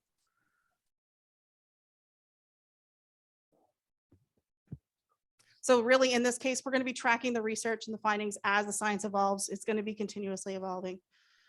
Characterize your emissions when appropriate and when you can. As I said, we don't have a lot of test methods for this currently. And remember the precursors. As you're doing your testing, if you're looking at your leachate, for example, remember there's possible you have those dark compounds in those precursors. And look at doing, a mass balance, for example. Is landfill gas to energy a solution? It might be, but do we need to do some additional emissions treatment? Are our high BTU engines hot enough? Are they burning for long enough? So these are those things we need to consider as we're designing new systems or looking at what we already have. And then again, do we need to look at additional treatment for like thermal oxidizers, for example? So old online landfills have groundwater plumes, we know that. Likely, if you had other contaminants in your plume, PFAS is going to show up. PFAS does travel further than your standard plume because it doesn't degrade. So a lot of our old online landfills relied on attenuation to help break things down as it naturally moved through the environment. PFAS does not break down as it moves through the environment, so it can get further away from your site. You know, we're used to metals and VOCs. This is a different player. And source controls really are your remedial action. So source controls are generally extraction out of the landfill. You'll have some pump and treat type systems where you might be pulling the groundwater out from around your landfill and treating it at that point. Many of these old online landfills don't have leachate collection. You know, they were built and operated. I say built loosely. I mean, it was a dump. It was where you put your waste. They didn't have the controls we have today. So it makes it a lot more difficult to go back in and try to add things. And like I said, groundwater extraction is one of the things we do see. So we'll see wells put in or trenches put in around these old landfills to try to capture the groundwater that's moved out instead of the leachate and do treatment of those. But again, it's going to go to your POTW. Right now, that's where we're taking it. Natural attenuation just does not work for these sites. So here you can see a plume, kind of your standard plume in the red for VOCs. Goes a lot further for PFAS. This is a current state-of-the-art landfill. Most of you, if you operate one, you know this.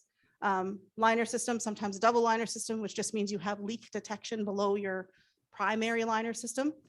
You're capturing all of the leachate within that. It is contained.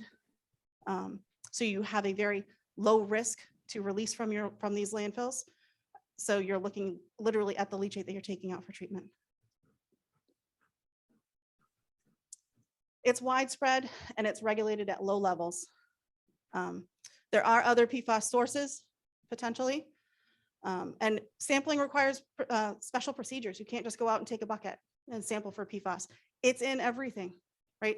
It's in your soaps, it's in your clothing, it's in your personal care items, which means when you're sampling, it could show up as a false positive if you're not following the appropriate procedures. So there is a lot to sampling when you're looking for PFAS. And natural attenuation does not destroy PFAS, and there are those dark compounds. When appropriate, you're going to want to characterize the PFAS in your groundwater. We're seeing this. DEP did ask some of the sites, I think, to at least get one round of PFAS numbers from groundwater a couple of years ago. But also think about other sources in your area. As you see things maybe showing up around your site, are there other sources? This figure shows an airport upgradient to a landfill, and then you have a well. You can see that they have different signatures. So the airport, you have PFAS at 64%, that red block, and then 30% for PFHXs. Landfill signature is pretty much blue, right? We have a little bit of red, a little bit of yellow. And what we're seeing in the well down gradient, looking at that, where would you say that's from? Right. So know what's around you, right? If you're asked to characterize your leachate or your groundwater, start looking around at other sources that might exist, just in case. Again, look at doing a complete forensic analysis.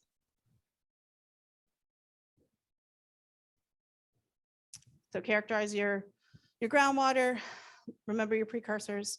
Treatment for groundwater is evolving. Again, these are all opportunities. While they sound damning right now, right? We look at these and these are terrible, it's horrible. We have a lot of smart people coming up through school right now. We have a lot of smart people dealing with this every day. This is a huge opportunity for them to show their stuff. So I do think while this is going to be a trying time, we're going to come out of this better at the end. And developing technologies may reduce in cost because we're going to need them. We're going to need an extra way to get rid of this. And so there'll be a higher demand, which means the costs drop off. And landfill cover is still the best solution to minimizing production. PFAS are present in most landfills. All MSW landfills are going to have some PFAS in it. PFAS has stable daughter products that don't degrade. States are establishing low standards for PFAS and they are ever changing. And EPA is proposing, as I said before, the circular hazardous substances. PFAS treatment is expensive, but new methods are evolving and hopefully that price will come down over time. So I did want to thank our core team. Liz Denley is a member of our core team. We have many core teams at TRC, but we have one specifically dedicated to PFAS. So they are tracking this and studying it nationally, which helps us do our jobs better in each state. And here is my contact information.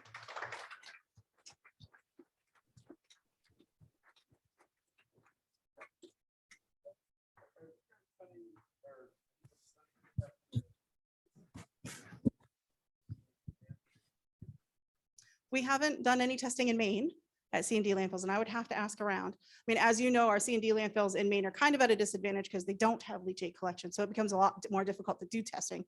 But yeah, I think that is something we should be looking. I agree with you. I think we should be looking into that. If it's in our carpeting and other things, we may see it there.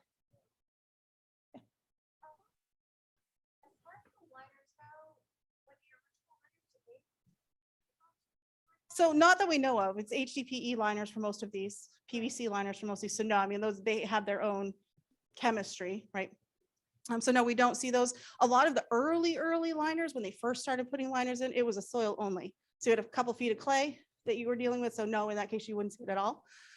When I did the definite, the difference between our unlined and our lined, in all reality, and I'm going to say this because I've been doing it for a long time, unlined landfills aren't landfills, they're dumps. Right? Those are the ones where everybody piled it in the backyard forever and it just became the dumping ground. We call them landfills because we try to put them in the same category. They're really not. The science has evolved so much to our modern day landfill. There's so much more protection there, so much more identification of what we're dealing with, that it is a really different animal.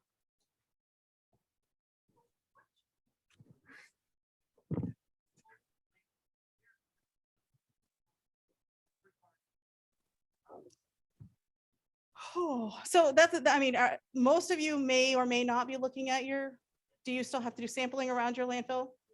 Right. Yeah, so in some instances, there is a post-closure period for each one of these closed landfills. It's a minimum requirement of 30 years of management of that landfill. Again, that's usually your mowing, your inspection.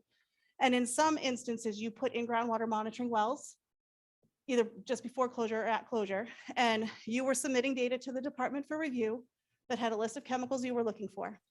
And as things improved at your site, you may have been allowed to reduce or eliminate that monitoring over time. So depending on what your site had in it, size of your site, they may have determined you weren't really a risk anymore, and you may have been able to allow to stop the monitoring process. That's going to be different for every site.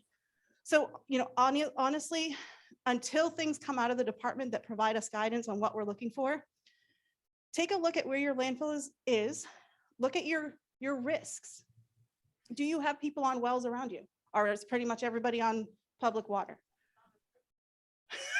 So, I mean, that's potentially surface water, but maintenance of your cover, again, it's the same thing for those closed landfills. Really making sure your cover system is well maintained, reducing that infiltration is key. The less water you can let in, the less likely you're going to have PFAS coming out.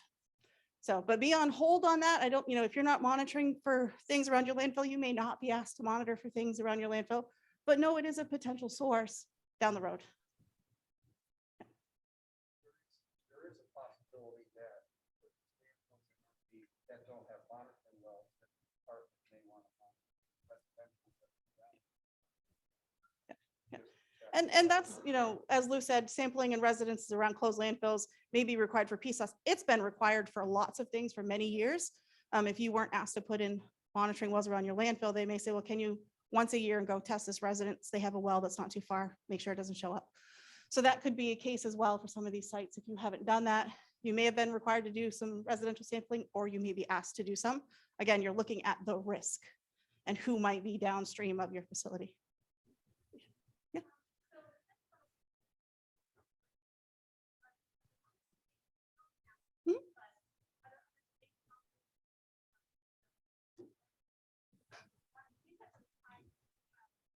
Yeah, so yeah, I mean, every state is taking it a little bit different. I mean, honestly, we're all waiting for EPA to figure out what they want to do.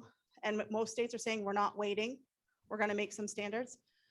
I know Vermont has come out with some standards as well. Michigan has come out with some standards. So yes, a lot of them are looking at, okay, we need to have some standards. We need to be testing. We need to be looking at that. So we're not alone here in Maine. But yeah, and I would keep an eye out. Do try to just pay attention to what you see in national news, look at EPA's website. They'll have some things posted from time to time.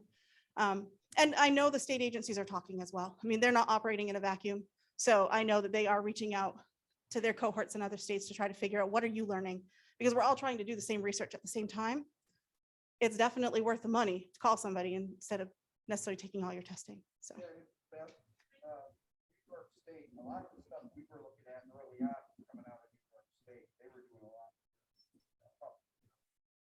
They were almost like the first, but stuff we were looking at coming out of New York, the investigation.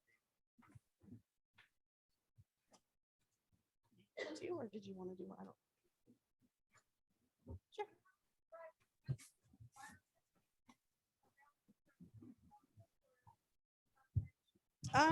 I know there are, the state it's got its hands full right now, to be honest with you, with the amount of testing that they're doing. You could certainly reach out to DEP. They could likely give you a list of firms that could help you do that testing. It's not a quick test for lab return results. I can tell you that our laboratories are also being inundated with this testing. And honestly, it may not be necessary. Certainly if you're interested, I would.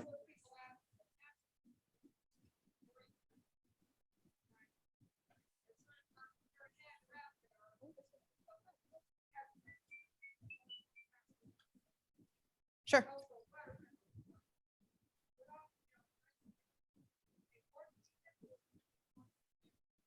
Right, so not all laboratories do PFAS testing. It is very specialized. I think you'll see more and more labs over time get certified in those test methods, but it's not easy.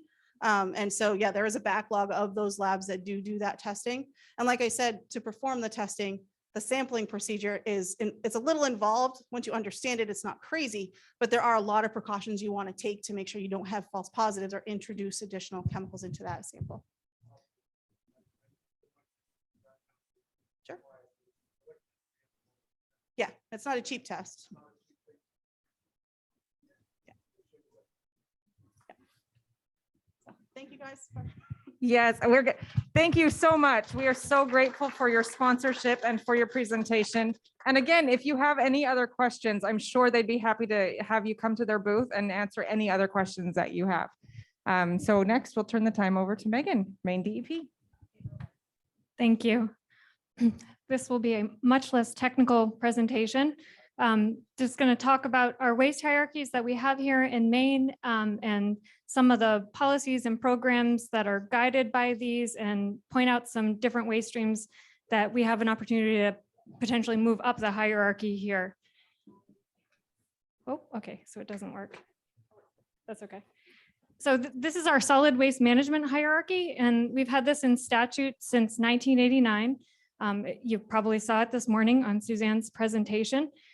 So at DEP, we use this when as one of the review criterion for licensing new solid waste facilities. And we also use it when we're reviewing applications for our waste diversion grant program, among other things. I'll talk about that a little bit more later on. And because it came up this morning and I was wishing I had it in our slides, we do have a couple different statutory definitions of recycling, which you'll notice is in the middle of the pyramid. But typically, we're looking at the taking of a waste material that would have been thrown away and processing it for use in another product.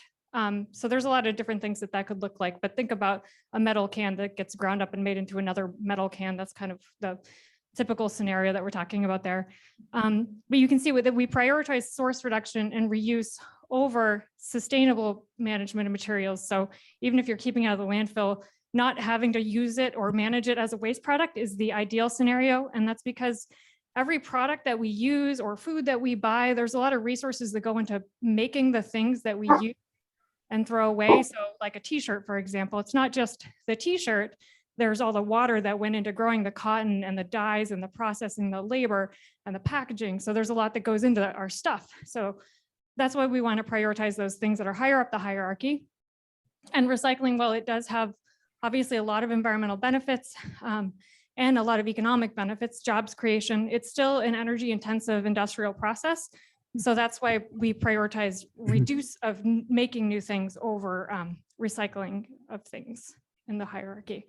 We also have a food recovery hierarchy, which many of you have probably also seen. So again, we prioritize preventing waste in the first place, whether that's like looking through your kitchen before you go shopping to make sure you don't buy another loaf of bread and let one get moldy. But also just trying to get food to something or someone that can eat it is really important. We have a big issue with food insecurity here in Maine. One in 6 children and 1 in 8 people don't always know where their next meal is coming from, and yet we have food that we're throwing away. So it's an issue, but it's one I think that there's a lot of hope for, because there are a lot of solutions that that can work on getting that food to people who can eat it, or to feeding animals. And like with our other waste hierarchy, composting, and I'll add anaerobic digestion, are really important for managing organics and keeping them out of the landfill. But when it comes to edible food, we really want to see that food eaten, because that's the way that you make the use of all the crops and the animals, everything that goes into producing our food. It's not used unless it's get eaten. So again, most of you know this. So, and we're kind of short on time, so I'm going to skip through this slide, but everything we use is made from natural resources. Some are renewable, some are not. And we also, some things can be recycled very practically, like metals and glass, whereas others maybe have more limited options when it comes to long-term recyclability.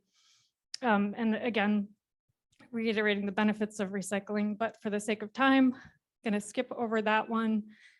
And I heard somebody mention the WARM tool early in one of the presentations. And if you haven't looked at this before, and you're in a municipality, or you serve on your community's recycling committee, or you have just interest in looking at the environmental and economic benefits of recycling or waste reduction, this is a free tool that the EPA makes available. And it basically allows you to compare different scenarios. Say you have 50 tons of food and you want to figure out, what's my environmental impact if I have a composting program in my community and I keep this out of the trash. You can use this tool to calculate that. Or if your community has a recycling program, you can input the tons that you recycled last year, and it'll tell you the greenhouse gas emissions impact of that. And to highlight that, this will not only let you see what you can do with the WARM tool, but also highlight why reduction is prioritized over sustainably managing materials through recycling or composting.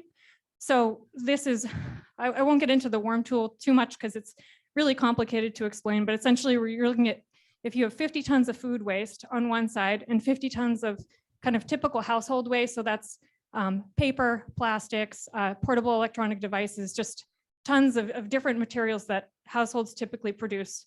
If you can prevent both of those waste streams from becoming waste in the first place, if you look at the top part of the slide, that's the emissions reduction. And so the EPA tool bases this on averages. So you're looking at, if you prevent 50 tons of food from becoming waste, you're looking at reducing emissions by as much as taking almost 46 passenger vehicles off the road for an entire year. And that's based on the average vehicle. So it's not just cars, but trucks, light duty vans, any kind of vehicle that carries a passenger. They look at the average car that the average American drives and the average number of miles people drive. So that's kind of what you're looking at here. And I'm happy to answer questions on this if people are interested later, because I know it's kind of a lot to explain in one slide. And I want to talk a little bit more about food waste, because this is such a massive issue. There was a study that recently came out from EPA looking at food waste, and this is based on national information, but it's a huge part of our waste stream, estimated to make up almost 22 to 24% of our trash. And it's also a huge economic cost too, because the average household is basically throwing away money on food that we buy and then don't eat. So there's a lot of loss, but there's also a lot of opportunity there to do better. Right now, almost over a third of the food that gets grown in our country doesn't even get eaten. And that's at various stages of the production process. And it's not just here, it's an issue all across the world. And the thing to think about with food waste is, like I was touching on earlier, it's not just, the loaf of bread that went bad, it's thinking about everything that went into it, the fertilizer, pesticides, labor, the energy use, wear and tear on farm equipment, crops, trees were cut down to make land for agriculture, the water that was used to grow it. So there's greenhouse gas emissions and pollution basically at every stage of production.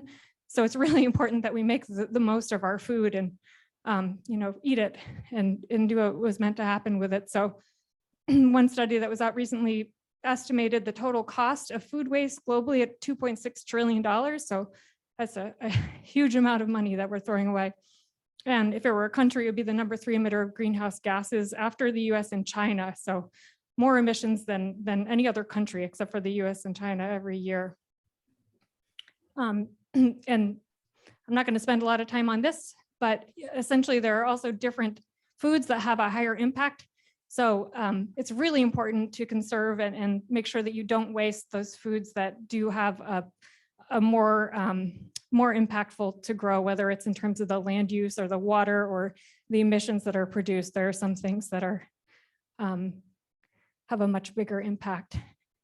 Suzanne touched on this earlier.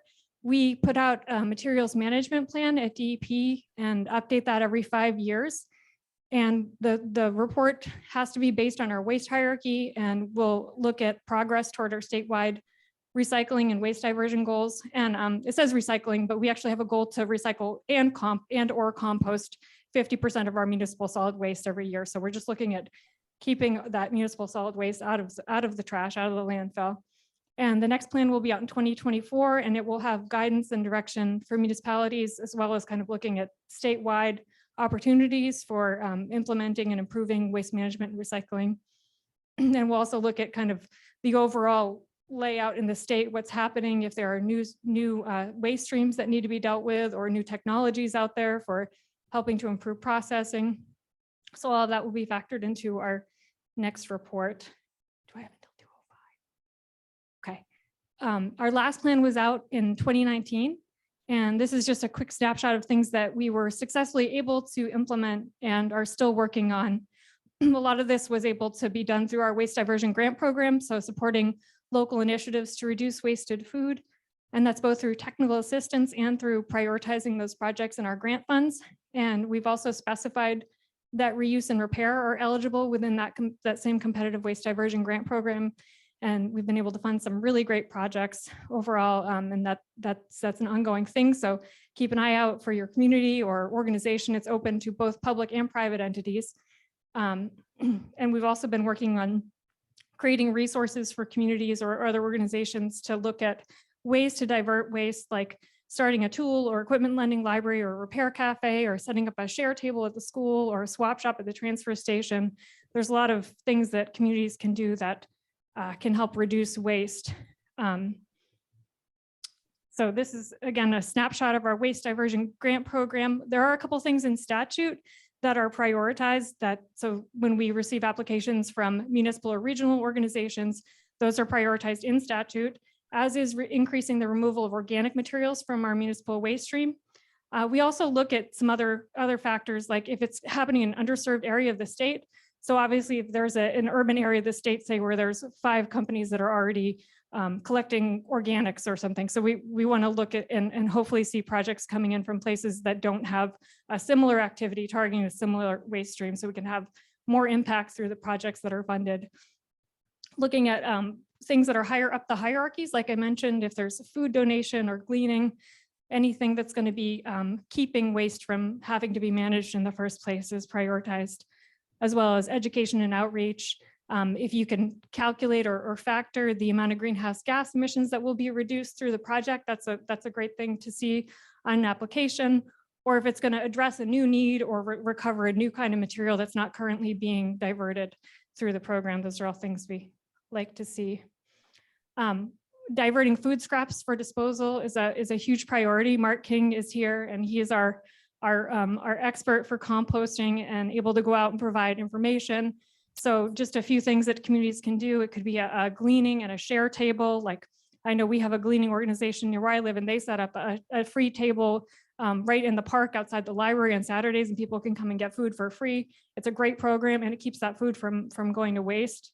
Encouraging donation of edible food, promoting backyard composting, and the consolidated organics collection, which Suzanne also mentioned earlier. Mark's going to be hosting presentations, I forget the locations, but 4 around the state, and possibly also some remote locations to learn about setting up consolidated organics collections in your community. So that gets us another great way to keep organics out of the trash. And Mark's contact information is here if you don't already know him and have his information. So I'm just going to quickly run through a couple different options for reducing waste. And we have more information on our website, and I'm happy to talk more about these in detail later on, but I'm going to really run through quickly now. But a tool lending library essentially works just like a regular library. It can be super small and unofficial, like a wall in a general store where people can come and borrow things. There are some, like I think Whitefield, Maine has one like that, where it's just very unofficial. You just kind of check something out and check it back in with a slip of paper that you sign yourself. Or like in Portland, there's a big official one where you can volunteer instead of paying a membership fee, and they have a huge range of camping equipment, tools, gardening stuff. It's just massive. So there's a lot of things you can do, but these can be helpful in a number of ways. For one thing, it helps people who might not be able to afford a certain kind of tool, they still have access to it. And it also helps reduce the amount of purchases, because you might not need a weed whacker that just sits in your garage 90% of the time, and then you use it once. So it's a good way to also reduce consumption of resources. Repair cafe or repair clinic, as they're known. Some of these are happening online for free already. It's easy to access them. And again, just because we're really close to being out of time, I'm going to skim through these very quickly. Swap shop at the transfer station. I know there's already a lot of communities here that do this, but this is just a snippet. And the University of Maine George Mitchell Center folks here put out a really fantastic, they have a lot of really fantastic resources, including this community waste toolkit that was highlighting the swap shop, which saved almost $12,000 per year just in estimated, just avoided tipping fees through their swap shop. So, it does take a little bit of, you have to have the space for it, and you've got to have somebody that can kind of help keep it cleaned up, but it can save a lot of money and also keep a lot of stuff out of the landfill. This is a waste stream that's, it's a massive part of our waste stream. And there's so much happening with it that, that there's so much opportunity here to really divert a lot more of it from the landfill. So for example, most of it is demolition debris. So it's coming from houses that are getting torn down. But another alternative to that is deconstruction. So instead of just going in and demolishing something, going in and trying to recover as much of the usable stuff as possible can really make a big difference in the amount of stuff that ends up going to the landfill. Excuse me, I'm losing my voice. And again, this is citing that white paper from Cindy Eisenhower and some of the other folks at George Mitchell Center, looking at the economics of reuse. It's a significant part of our economy here in Maine. You can see here that $570 million in secondhand goods were spent and $156 million on repair services. And just to highlight this, like if you think about the typical electronic device, if you recycle that, it has very little value. You're gonna be able to recover like the copper and the other metals in there, but the value is greatly reduced. Whereas if you fix it and resell it, it's still, thank you so much, it still retains half its value. So the thing about reuse is that it really maximizes the economic benefits and conserves resources and preserves all of the materials and other inputs that went into making the products that we use. We are really quite out of time, so I'll just touch on this quickly. Our product stewardship programs, these are another thing that communities can very easily sign up to participate in, and you can recover these materials for free. The newer programs are still in the early phases. I know Suzanne talked about the packaging program, which will ultimately provide money for infrastructure and for municipalities for recycling. But that is still some time off, but we have a lot of programs that are available for communities to sign on right now and be able to start recycling and diverting material at no cost. And the last thing is, this is something that we're working on at the state level. The 2021 Lead by Example report identified a number of actions that state agencies can do to improve and green our own operations. So for example, a lot of the state agency buildings only have paper recycling. So there's a lot that we can do too. And the Lead by Example identified things like purchasing more local food, reducing solid waste, and green procurement. So those are things that we're working on. And hopefully when we can establish contracts and set examples, and that could potentially have an impact statewide and encourage more municipalities to be able to follow that same lead. And this will help reduce emissions, but it will also save taxpayer money. So it's a win-win situation all around. Great. We are almost back on track with time. Yes.